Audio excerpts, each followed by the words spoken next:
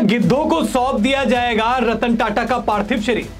कल देर रात देश के महान उद्योगपति रतन टाटा का निधन हो गया और अब उनका अंतिम संस्कार होना है। लेकिन अंतिम संस्कार से पहले कुछ ऐसी खबरें सामने आ रही हैं जिसमें यह कहा जा रहा है कि रतन टाटा के पार्थिव शरीर को गिद्धों को सौंप दिया जाएगा। लेकिन ऐसा क्यों कहा जा रहा है, उस पर हम विस्तार से चर्चा करेंगे। नमस्कार, स्वीकार करिए, मैं हूं वैभव दीक्षित। देखिए, जैसे हिंदू धर्म में मुखाग्नि देकर अंतिम संस्कार किया जाता है, इस्लाम में लोगों को दफना के उनका अंतिम संस्कार किया जाता है और ईसाई धर्म में भी लोगों को दफना कर ही उनका अंतिम संस्कार किया जाता है। लेकिन पारसी लोग जो होते हैं उनका तरीका कुछ अलग होता है। आइए बात करते हैं कि कैसे पारसी लोगों का अंतिम संस्कार होता है और रतन टाटा जो कि पारसी थे, क्या उनका अंतिम संस्कार भी पारसी ही रीति रिवाजों से होगा या नहीं।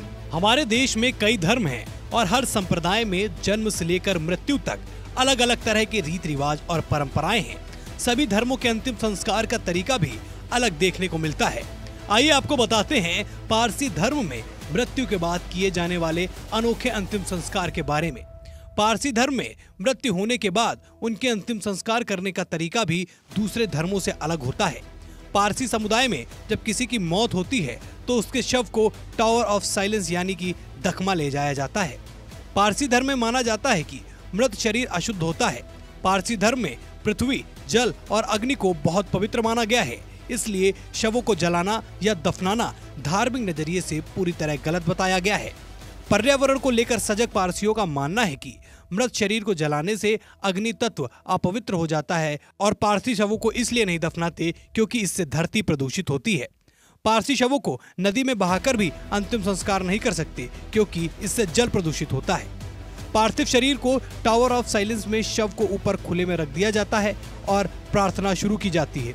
प्रार्थना के बाद शव को गिद्ध और चील के खाने के लिए छोड़ दिया जाता है। ये पूरी प्रक्रिया ही पारसी समुदाय की परंपरा का हिस्सा है।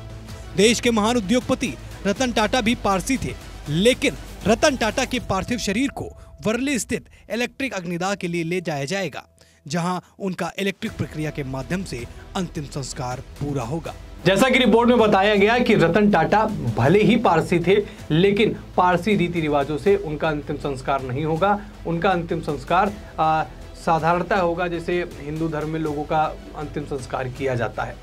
देश के महान उद्योगपतियों में से एक, जिनकी कहानी देश के बच्चे बच्चों को पता है, जिनके संघर्ष की कहानी बच्चे बच्चों को पता है, ऐसे रतन टाटा अब हमारे बीच में नहीं रहे हैं। हम उनकी पुण्य आत्मा की शांति के लिए प्रार्थना करते हैं। ये वीडियो उन लोगों को शेयर करिए जिनको ये लग रहा था कि रतन टाटा का जो पार्थिव शरीर है वो गिद्धों के हवाले किया जाएगा। वो ऐसा बिल्कुल भी नहीं है। फिर मुलाकात होगी एक नए वीडियो के साथ, तब तक के लिए धन्यवाद।